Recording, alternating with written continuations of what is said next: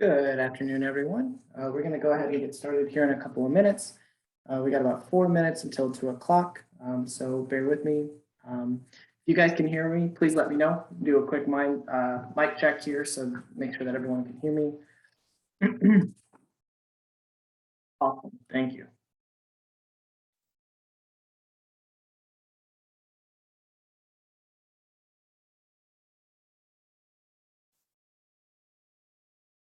Thank you, Nicole.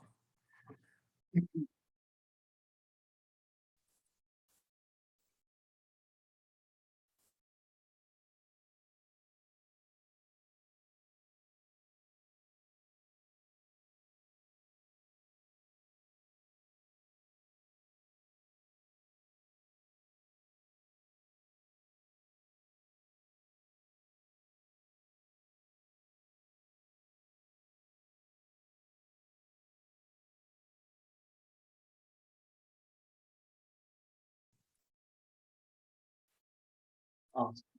So how's everyone doing today? Curious, are you guys back in the office yet, or are still a lot of people still working from home?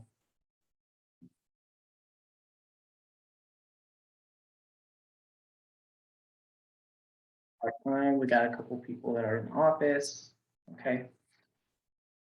Some people never left. Oh man. We're kind of in the transition here at Qgiv. We opened up a little bit. We went hybrid for a little while, and then the Delta variant has been pretty hectic here in Polk County. So we're back to pretty much being closed. Oh, some people even never left home. um, so we are I'm back in the office. We have a couple of people that we were working hybrid for a bit. We were at home and in the office. But yeah, so we're finally back. Finally back in the office with a couple of our other people here at work. But we still have a majority of our workforce working from home still. So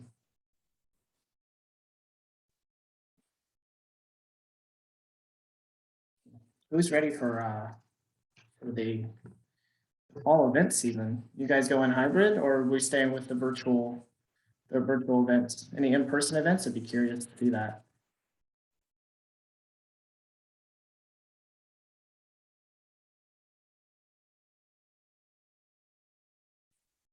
Dinner event in Philly, in-person outdoor. Okay,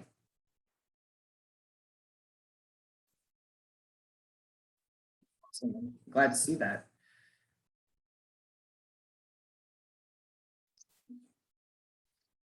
Hmm. Turkey trot. Oh, that'll be interesting.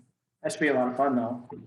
Yeah, it seems like we have mainly outdoor events that are going to be in person. I do see one that there's a dinner event. Is that going to be live in person, Nicole, or are you guys doing that virtually?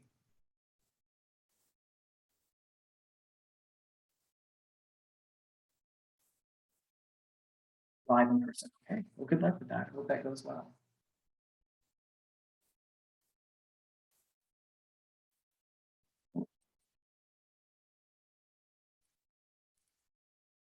Let's see.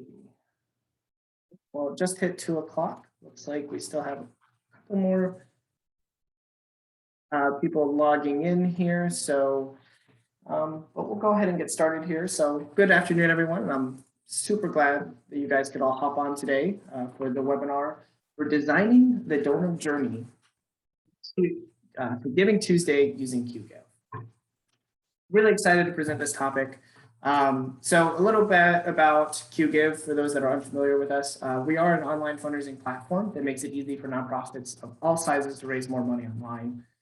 We have solutions for every nonprofit, including our year-round fundraising tools, our text giving, peer-to-peer fundraising, silent auction tools, and much more, as you can see here. So a few house notes before we begin. We will be recording this webinar and we'll send you a copy of it once we are completed. Please feel free to ask any questions. I do suggest using the chat box option for any of the general discussion that we have. There's also a Q&A option there. I suggest that you put your questions in there. It'll help us keep it tidy so that we can answer all of the questions at the end of the presentation. And if you have a Twitter, please share your highlights and takeaways with the hashtag Qgiv webinar, and make sure to follow us at Qgiv. So a little bit about myself. I've been here with Qgiv for a little over 2.5 years. My expertise is in digital marketing and optimizing the user journey. Good Lord, excuse me, having those Tuesday tongue ties here. I enjoy volunteering. It's one of my passions here, and I actually head up the committee here at Qgiv for our volunteer opportunities. And I have 5 animals. I have 3 dogs and 2 cats. They're the joy of my life. And when I was working from home, I always had a disclaimer that one of them might make an appearance during my webinars. But now that I'm from home, that has been drastically reduced to 0. So let's go ahead and get started. So what is a donor journey? The donor journey is the path donors take to make a donation. So this includes everything from the discovery of your nonprofit in the awareness phase, consideration, so when they are researching different nonprofits, including finding information about your nonprofit. Can you guys go ahead and tell me if you can hear me or not? It looks like we have someone that is having an issue. Carolyn, you might need to dial in by phone if you haven't used it on the computer. Okay, so we do have a couple of people that can hear. So try to dial back in through your phone there. So the donor journey is the path that donors take to make a donation. So this includes the discovery of your nonprofit in the awareness phase here, any research that they do about your organization or other nonprofits. So that would what we would call the consideration phase. Any of the interactions that they make on your website, including the decision the decision to actually make a donation, and the loyalty and advocacy phase, which is that ongoing relationship, something that we always push here at Qgiv. How do you get them to commit to a recurring gift? That would be in the loyalty and advocacy phase. So this is a best practice in working in general. So this is how you can apply it to your nonprofit and improve not only your donor acquisition, but also your donor retention.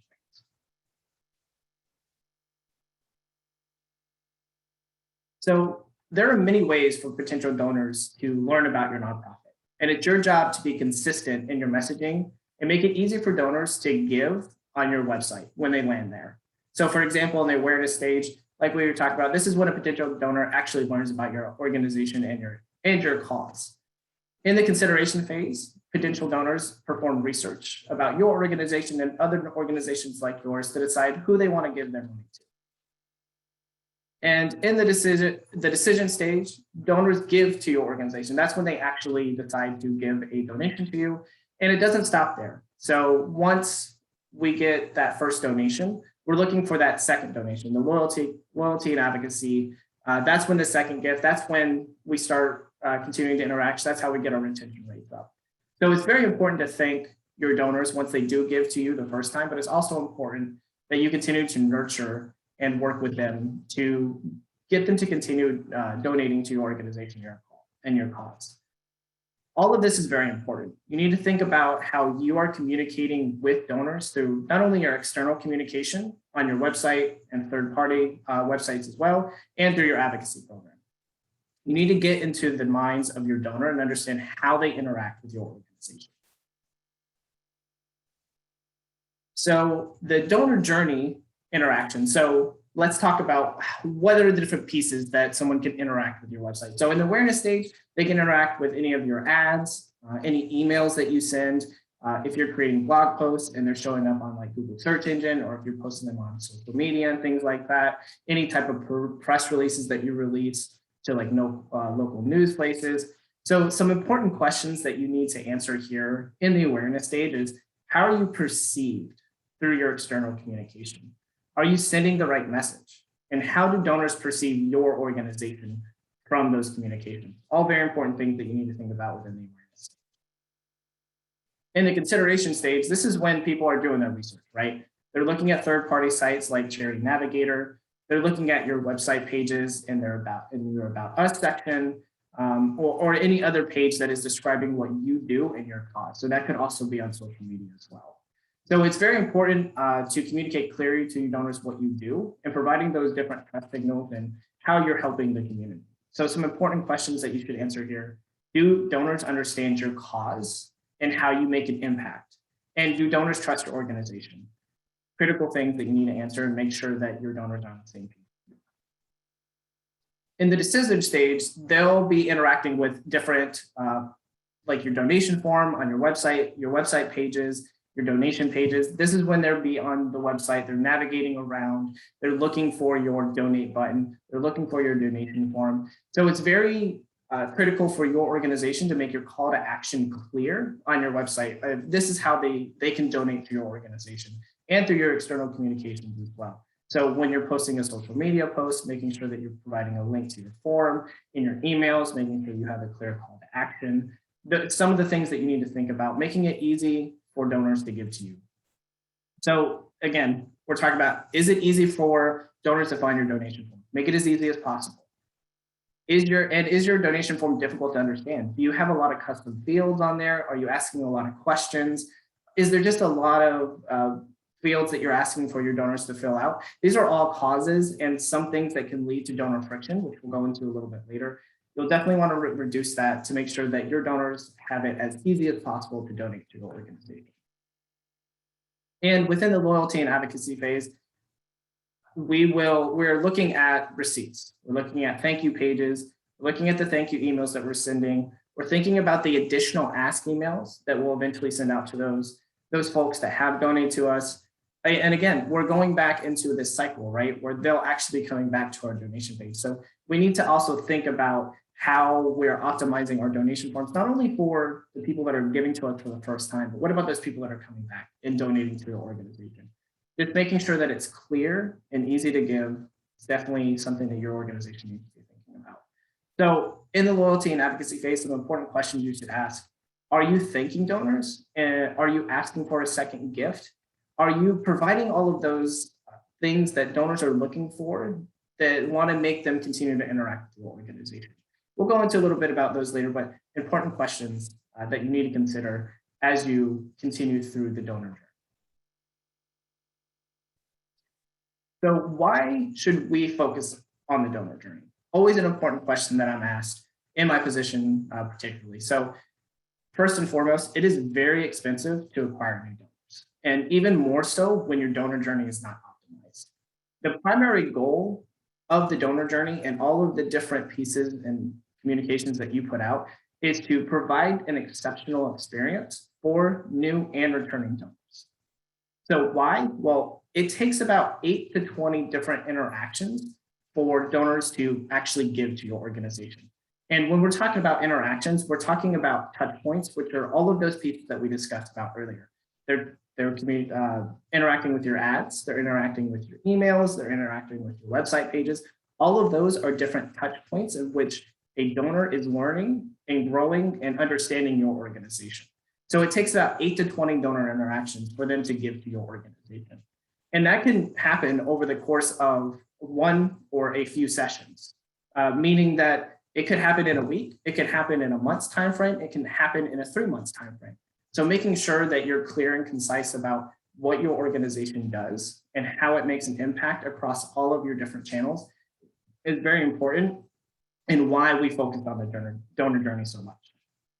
Another big thing is the cost. So acquiring new donors is about 5 to 20 times more expensive than retaining donors. So something to think about when you're looking at optimizing for your return on ad spend or your return on your investment. Always make sure that you're optimizing for thinking about the cost behind it. You always are looking to retain donors because they'll give more over their lifetime, which is what we're going into next. They're going to give over more of their lifetime, 5.4 times more, in fact. Recurring donors give more than one-time donors over their lifetime. So again, it's cheaper. It costs a lot to acquire new donors, but if you're not retaining them, then you're just going to lose out on that big chunk of revenue over the lifetime of that potential donor. So the agenda for today. We're going to dive into prepping for Giving Tuesday and then how to optimize for your donor journey so that you're ready for the big day this year.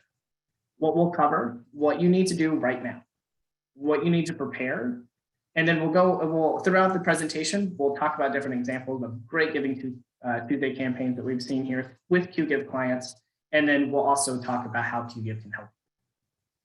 So let's talk about what you need to do right now, because I'm pretty sure a lot of you are asking the same question. It's August and we're talking about Giving Tuesday, and you must think I'm crazy, but I'm not. So everything starts with a great plan, and a good plan starts with research. So we know that you're busy right now. You're always going to be busy working at a nonprofit, but we know it. I know it. Everybody else knows it, that when year end comes around, you are insanely busy. Then you won't be able to do like all of that research and all of that planning and all of those different things that you need to do to prep for Giving Tuesday, because you're going to be insanely busy. You're not going to have time to do it. So my advice is do your research now, formulate a plan for Giving Tuesday, and then carry out that plan when it's time to start actually prepping for Giving Tuesday, all of the different emails and ads that you're going to have going on. So some key research questions that you should start with. Do you know what worked last year for your Giving Tuesday campaign? Very important question to answer. If you don't know what worked last year, then how are you supposed to optimize for your campaigns this year? What does your donor journey look like? We're talking about it now, right? So as we go through this presentation, think about how your donor journey fits in with your current donors. And then with the different pieces that we're talking about, think about how you can take what we're talking about today and establish your own donor journey. There is something called donor journey mapping. You can also look up customer journey mapping. Those two are very similar in this aspect, where you can actually start, they'll give you different maps so where you can think about how different donors and users interact with your organization. So definitely recommend checking that out. And have your donors' giving preferences change. Last year around Giving Tuesday, we're right in the pandemic, right? The year before that was right before the pandemic. Now we're in this area where we're opening up, but then now we have the Delta variant. So we're kind of going back and forth. Preferences may have changed over the year. So definitely start doing some research, figuring out what's different and how your donors' preferences have changed specifically for your organization. And including on that is how have any giving trends changed? Again, it goes back to preferences, but trends overall. So not just for your specific donors, but what has changed overall in the industry. So plan ahead, do your research before it's too crazy, formulate an action plan, and act on the things you can do now and be prepared for later. So your donor journey, do you know what it looks like? As you can see here, I've established a little bit of a way for you to visualize how each of this kind of works into your own organization. So how do donors find you? That's your awareness stage, trying to figure out what are the top channels that they're coming from. The second one in the awareness stage, what type of research are they performing? Where are they taking their research? Figuring out what they're doing, it would definitely help you figure out how donors are interacting with your organization and how they can fit into your donor journey. And is your donation process optimized? So if someone lands on your website and they get to, let's say, your homepage, is it easy for them to find your donation form? How many clicks does it take? We optimize here for 3 to 4 clicks. You want to make it as easy as possible for people to go from landing on a landing page to donate. So make it as easy as possible, make it as streamlined as possible, and try to visit your pages as a donor. Are you confused? Your donors are confused then. And the last one here, I've broken it out a little bit. Are you cultivating donors? What does your loyalty program look like? Optimizing the different areas on that, like thank you pages, thank you emails, and things like that. So again, critical answers, critical questions to answer. What are your donors' preferred giving channels? Are they able to find your donation form? And how often do donors give once they reach the donation? In the research phase, again, we're always going to have important questions to answer. So, what worked last year? And I highly suggest whatever your data analytics tools is, diving into that. We use Google Analytics here, I think, and I know a lot of nonprofits do as well. Dive into your Google Analytics. How much did you raise last year? Was there a specific campaign or message that resonated well with your donors? What type of content performed best? Was it video? Was it a specific image? Was there some type of catchphrase that you used? Did you do a challenge? All good things that you need to dive into and figure out what the actual value of that campaign brought to your organization.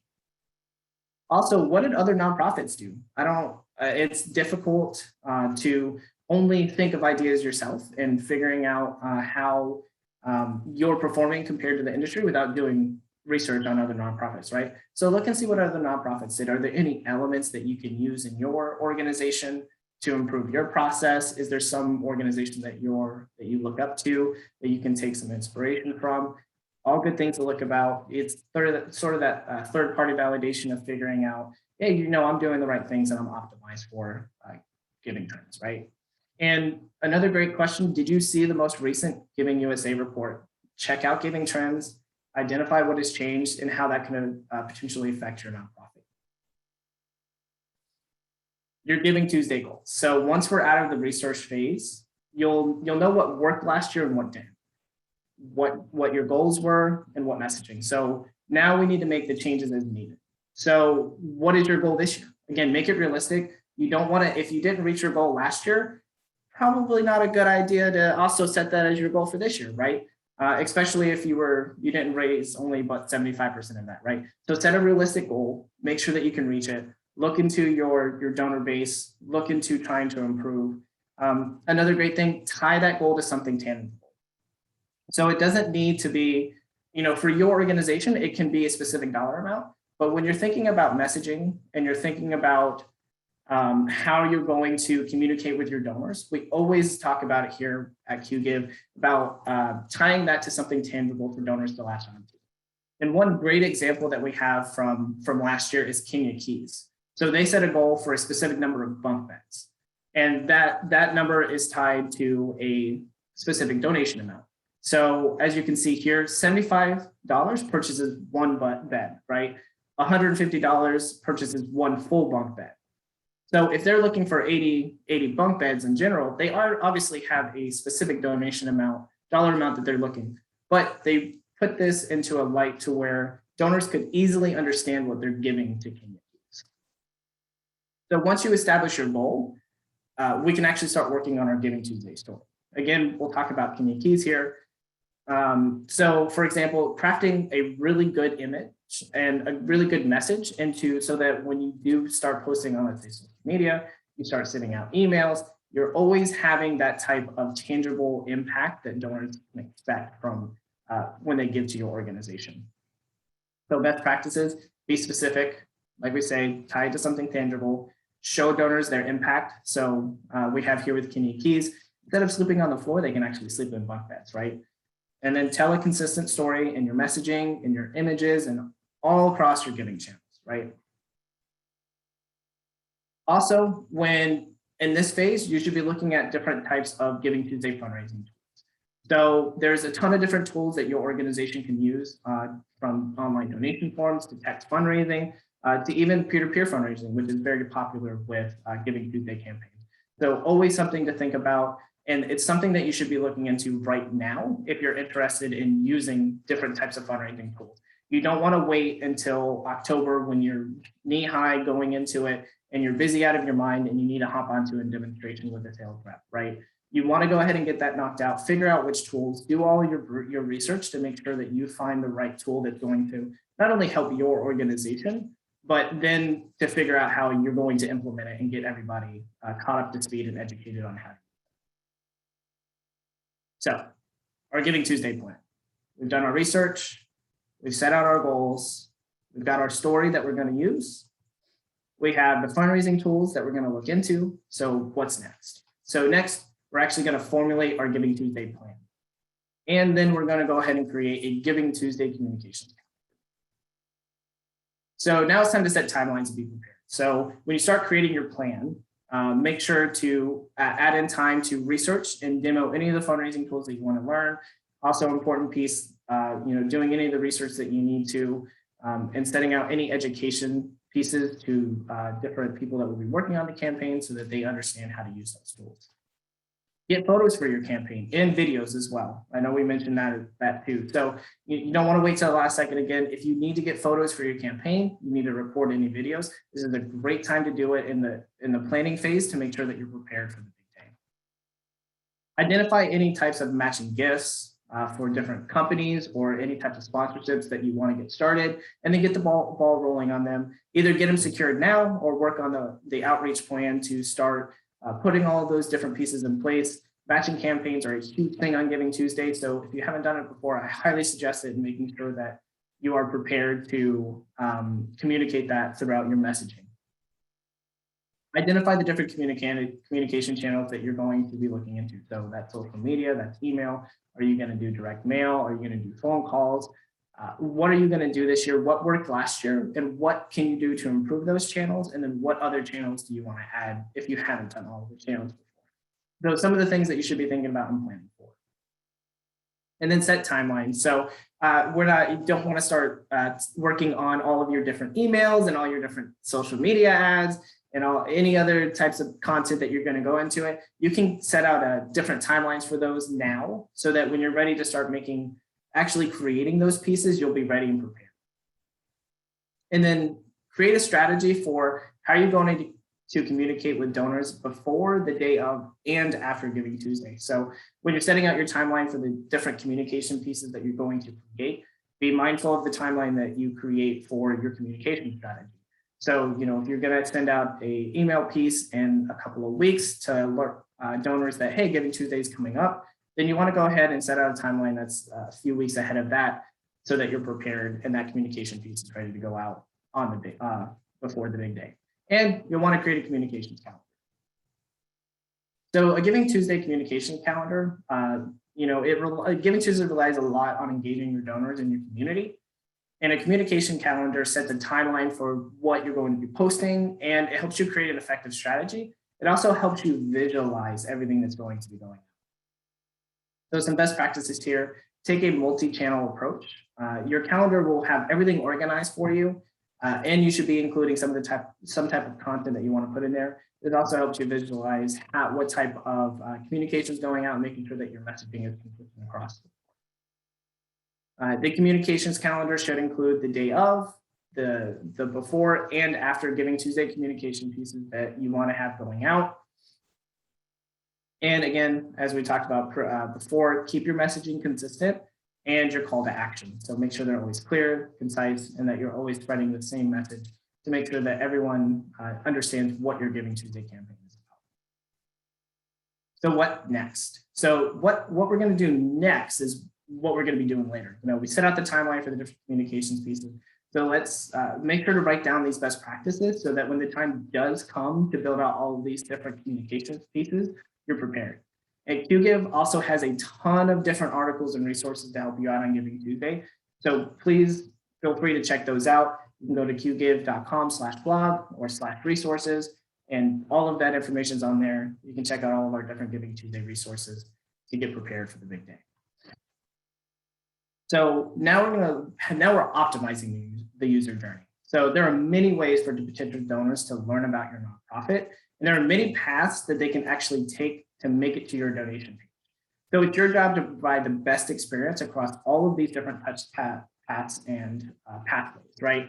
So in your external communications, emails, social media posts, and ads, if you're going to run any type of search ads on Google or any display ads, optimizing your website experience for your donation pages, your home page, the About Us page, and the third-party sites like Charity Navigator, making sure that you have all of your information up.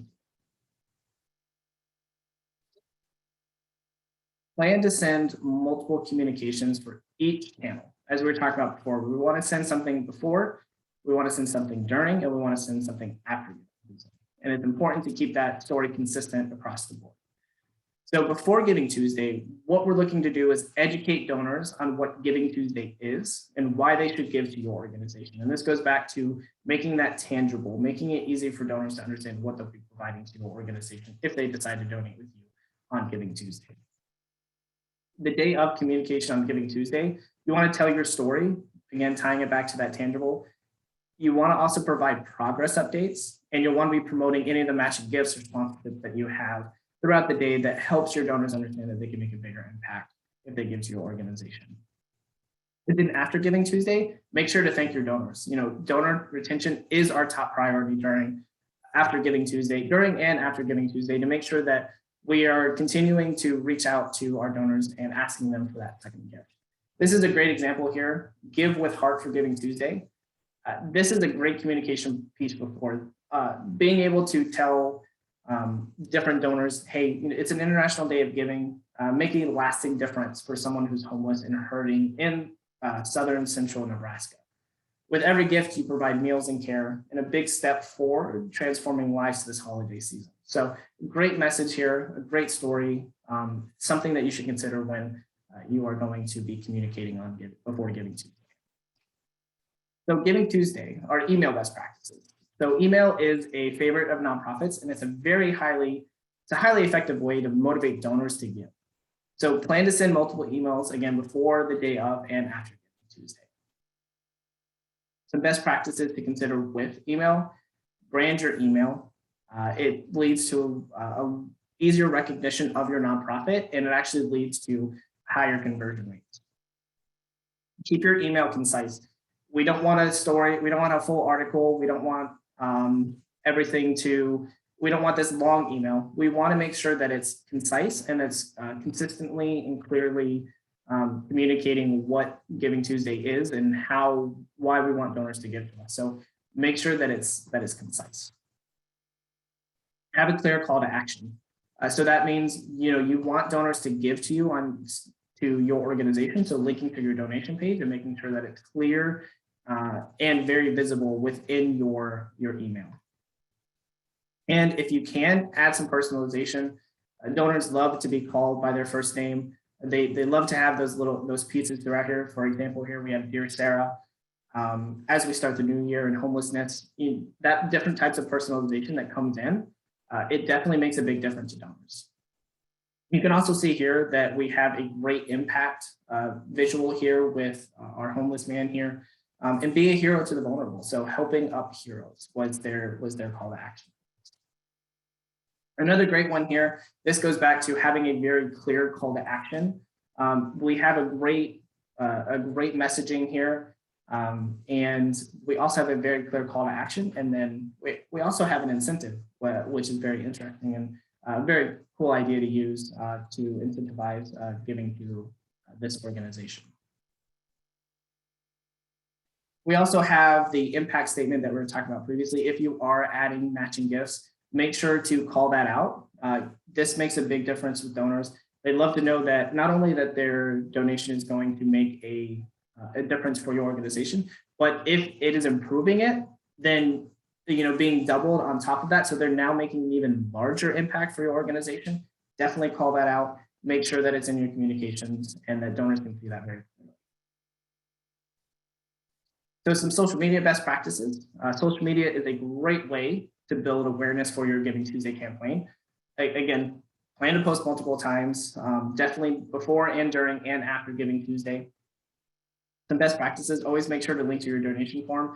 It is a surprise when we do see social media posts when no one links back to their donation form. Again, make your call to action very clear. Make sure that people know where they need to go to donate to your organization. Video performs best on social media, and it inspires action. It's not to say that images don't do well. They typically do perform well. It's just video tends to perform the best on social media. Make sure to use any related hashtags like hashtag Giving Tuesday. These tend to be used a lot during the big day, but it does improve the chances for your organization to pop up on those hashtag pages and to increase the awareness for your organization on Tuesday.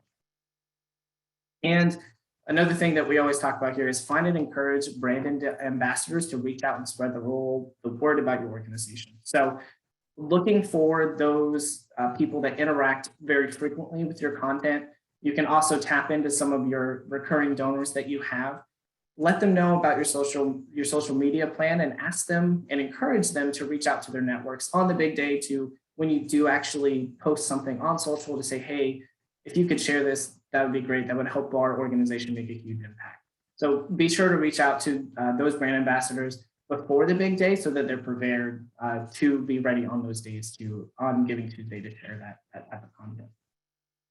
This is a great video here from Brother Wolf Animal Rescue. So they're talking about the lack of resources that they have to care for all the animals that are currently in their organization. So they also have a matching program, and they included a link back to their website as well. So great example here. The video did really well. A lot of dogs. I think a lot of people like dogs. So it definitely added that connection to the donor to make sure that they know where their money is going. Another great one here. So this was a perfect example of after Giving Tuesday. So they, Newport Rowing Club, after Giving Tuesday, they went ahead and gave an update on the progress of Giving Tuesday, how much they raised, and then put a big thank you. And they put a card out that showed everyone what that impact made, right? So it's not just before and during Giving Tuesday that you want to show that impact. Again, we're looking for that retention and building that long-term relationship. So making sure that even after the fact that donors understand that they are making an impact and then showing them as well and thanking them. Some donation page best practices. So this is the critical point of the donor journey. And your donation pages need to make the donation process easier for donors and not harder. So some best practices here, brand with your logo and colors. So, you know, they're coming from social media, they're coming from email, they're coming to your donation page, making sure that donors can quickly and easily recognize what page that they're on will help increase your conversion rates. If you do add text and images, keep it consistent with your messaging on Giving Tuesday and try to keep it short. Again, we don't want really long paragraphs. We don't want to distract donors from actually giving to our campaign. So making sure that it's consistent and short. And this goes back to what we're just talking about, eliminating any distractions and choices, including website navigation and any other type of engagement opportunities, because this will lead donors away from your form. And it's not a good choice for your specific Giving Tuesday campaign. So it's not to say that you need to remove all of the links from your donation page. You can still include a link up there at the top back to like your homepage of your organization site, but you want to limit the number of choices that they have on the site on your donation page so that they know what they need to do. And for Giving Tuesday specifically, we always do suggest, and we'll talk about this again here in a minute, that you create a specific donation page and a specific donation form for Giving Tuesday so that everything is clear and concise and your messaging is consistent across the board. So for example, here we have Humane Society of Pikes Peak region. They did a great job. Again, you know, showing that impact, you know, a happy dog, I think everyone can connect with that. And then also showing the progress and making sure that they know that every donation that came through was matched by one of their benefactors, one of their sponsors throughout the day. Another great one here, again, concise, short, sweet, to the point. They included a thermometer here as well that gave updates throughout the day, and they also let donors know that their campaign would be matched throughout the day. So some donation form best practices. So now it's make or break time, right? We've got them from our website to our landing page. Now they're on our donation form. It's time to eliminate that donor friction that we were talking about earlier. So donor friction is anything that makes it more difficult for donors to give, and it frustrates them and ends up to them leaving. So everything that we're talking about here is to eliminate that. And that first thing that we're going to talk about is creating a separate donation form for your Giving Tuesday campaign. That number one, that helps you to eliminate any of the distractions that you would have on your normal year-round form, but it also makes it easier for donors to make the connection from coming from like a social media ad or a email marketing, that the messaging is consistent, the visuals are consistent, and then you don't have to go back and update your year-round form again after Giving Tuesday. You can just have this one, set it up, make it easy, and then turn it off whenever the day is done. Include suggested donation amounts with brief impact statements. So what this means is, as we're talking about before, when you are tying different donation amounts, make sure to add impact statements of how that donation amount will affect donors and your organization and how they're making an impact. So for example, here with Lakeland Food Pantry, you can see that they're looking for 5,000 meals this Giving Tuesday. And for each $2 that they provide is another plate of food for someone. So being able to make that connection and show how the donor makes an impact is always critical. Again, this goes back to what we're talking about with the year-round year-round forms and eliminating that donor friction is trying to eliminate the additional fields so that the donation process is streamlined as possible. We understand grabbing donors, asking them for some additional information, but Giving Tuesday isn't necessarily the best time to do that. And I would highly suggest that you do try to eliminate those as many fields as you can so it's as streamlined as possible. And this goes back to what we're saying here. Consider removing restricted options, especially when you built Giving Tuesday, your Giving Tuesday campaign around a particular goal. So on your year-round fundraising form that you have, having a restriction on where donors can give is a great idea. With Giving Tuesday, since we are running a specific campaign and we are communicating that campaign, we can remove those restrictions. So I would consider it. It would make it a lot easier for donors to give, and it would streamline the process. So another great example of this, and we were talking about being able to limit the amount of information that you put on those pages. This is another great example of a donation form that made it clear and consistent and made it easy for donors to give. So now it's for once a donor gives, the donor journey is not over. We want to use this opportunity now to build a long-term relationship with our new donors. And we can do this through automated receipts. We can do this through our thank you pages and a follow-up email specific to our Giving Tuesday campaign. Some best practices here: make them feel like a superhero for supporting you. As you can see here with this particular email, they really went the extra mile to not only show that impact. Again, we're talking about after the fact, making sure that you're continuing to show that impact, but then to thank them and make them feel like a superhero for supporting you. Again, show the impact of their gift and explain how they can stay involved. We want to keep them in building that relationship, whether that's just email communications from your organization. If you're using text fundraising tools, you can have them opt into specific subscription lists so that they can continue receiving text messages from you, things like that, where they can keep staying involved, links to your social media site, anything that you can think of to help them stay involved. Definitely consider adding them to your different receipts that you have, and your different automated pieces that are going out. So how can Qgiv help you on Giving Tuesday? So our start package has all of the basics for $0 a month. So you could get signed up today and start building out those different Giving Tuesday campaign pieces without paying a dime. So all of what we talked about today is included within our start package. So customizable donation pages. We have unlimited donation forms with donation amount images and text to show that impact on the big day. We also have some really great recurring giving features that help donors upgrade their one-time gift into a recurring gift. And we have some great stats on that already. We're seeing 173% increase in recurring gifts alone just through our upgrade modals and our upgrade prompt. So highly suggest checking those out.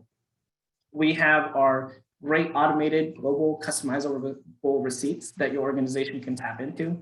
So instead of just having one receipt that you have to change for each of your campaigns, we actually allow your organization to set up specific receipts for each campaign. So it makes it really easy for your organization to get everything set up for Giving Tuesday, and it doesn't take a lot of management on the back end. Makes it super easy for you before and during and after Giving Tuesday. So highly suggest checking those out. Our matching gifts, we have matching gifts integrations with Double the Donation, HEP Data, and CyberGrants. So we have a wide variety of people that you can tap into to include matching gifts on the big day. We also have an integration with Facebook donation forms. So there are some restrictions on how that works. So it's not, you have to have at least 2,000 likes on Facebook. So that's not our rule, that's Facebook's rule. But if you do meet that requirement, then you can actually integrate your donation forms onto Facebook. And so users never have to leave Facebook to donate to your organization. And all of that data gets transferred, all of that donation amount data gets transferred back into Qgiv so that you can easily see that. And we also have unlimited admins, users, and support and training with Qgiv's award-winning and customer experience team. So we have a lot in the basic package that we have. I highly suggest checking it out, and you'll be ultra prepared if you go ahead and get signed up today. You can get started again, like I said, for $0 a month. We also have text fundraising tools. So text fundraising is a highly engaging form of communication. And your text communication can be included in all of your different communication pieces, including your emails, social media, direct mail, appeals, and more. Why text fundraising? Because 90% of Americans own a smartphone. 98% of text messages are read within the first 5 minutes. And according to our Qgiv data that we have, the average donation amount through text is $102.65. So this is a great way to not only engage donors on Giving Tuesday, but you can actually use it for your year-round fundraising campaigns, as I was talking about before, for those list subscriptions to send out communications. That's also a great thing to use at events to engage them on-site or virtually, no matter where you're hosting your event.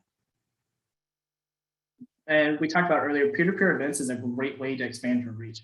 Very popular on Giving Tuesday because peer-to-peer fundraising empowers your most loyal supporters to raise funds on your behalf. And you can help separate you from the pack on Giving Tuesday by using peer-to-peer fundraising. Some ideas that you can use peer-to-peer fundraising for: you can ask your board members to fundraise for you. You can ask donors, volunteers to get involved so that they could reach out to their networks on Giving Tuesday. You can even host virtual walks, runs, or bike rides, or in person as well, or create a contest or challenge. We do see those often on Giving Tuesday, different challenges. Those tend to go a little wild on social media. So definitely highly suggest checking those out as well. So what next? I really hope the information that we provided and the examples we shared helped spark even a little bit of creativity for some the campaign and event ideas that you can do for Giving Tuesday. So now, to answer the question on everyone's mind, let's look at what next. So we do have our start package, as I said before, all of the basics that you need for $0 a month. We also have the text fundraising tools in our mobile suite package here. You can pay monthly for $129, or you can pay quarterly for $297. We don't have any contracts here at Qgiv. You can use, if you decide to use mobile suite just for Giving Tuesday, you can upgrade just for that month and then downgrade whenever you're not using it. So you're not locked into a year contract for any of our different types of packages. And that's including peer-to-peer fundraising as well. You pay monthly at $229, or you can pay quarterly at $597, and you get a huge amount of included features in that, including unlimited events. You can build out individual team fundraisings. You'll also even get access to a virtual fundraising store. So highly suggest checking those out. And you can learn more at qgiv.com/pricing. We have all of this. So if you have any questions, we can help you. If you're already a Qgiv customer, you can email us at support@qgiv.com. If you are not a Qgiv customer and you want to learn more, please email us at contact@qgiv.com to get in touch with one of our great people here at Qgiv. And if you have any questions about best practices, you can go and check out the qgiv.com/blog. So now that we're on to the questions, I think that we've had a couple come through here. So let me pull these up. So yes, I will be sending out a recording. So anyone that asked about the recording, we will be sending this out tomorrow for the follow-up email. So be on the lookout for that. That should be out tomorrow.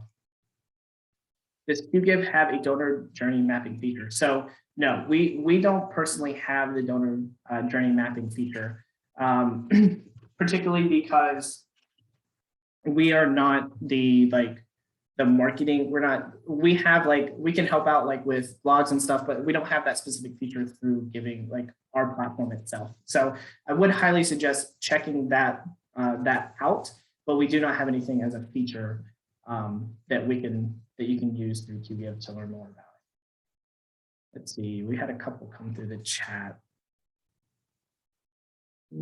How do you create separate form and then integration into Facebook Giving Tuesday fundraiser? So if you are a Qgiv client, it's easy to create a new form. All you have to do is log into your dashboard and create a new Giving Tuesday form. In terms of integrating with Facebook fundraisers, again, like I said, there are some limitations there. You do have to have 2,000 likes on your Facebook page. It's a Facebook role, it's not a Qgiv role. But once that, one of our CSMs can help get you integrated there and implement you and to get you integrated into Facebook itself. So really great feature to use if you have the likes.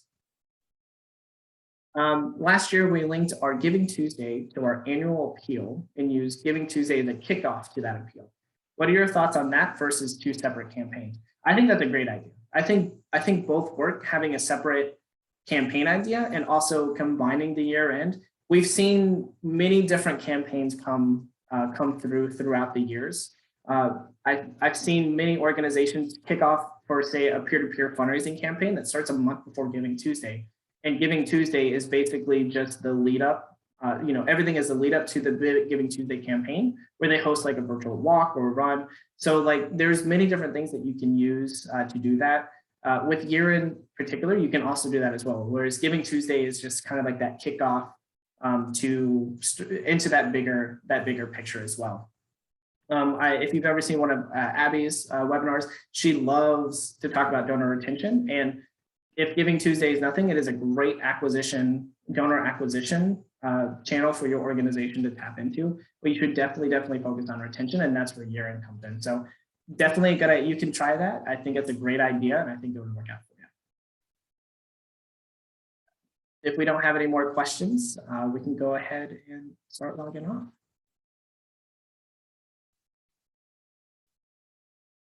Thanks, everybody. I'm so happy that you could join me today, and I will see you next time. I hope everyone has a great day.